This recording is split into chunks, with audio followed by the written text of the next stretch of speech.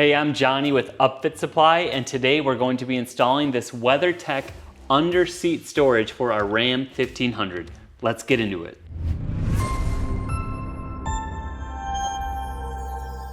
All right, so I love WeatherTech products. They're super easy and simple to install. They feel like they're factory made. They go right into your truck.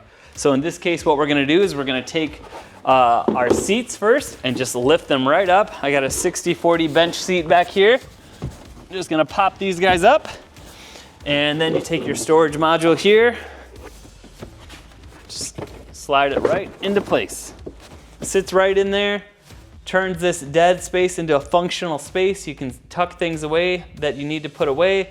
I myself am a father of 3, so it's a great spot to put a lot of things, toys, wipes, snacks, whatever you need. You can hide it all here under your seat. Won't be rolling around on the floor. After you set this right in there, just set your seats back down.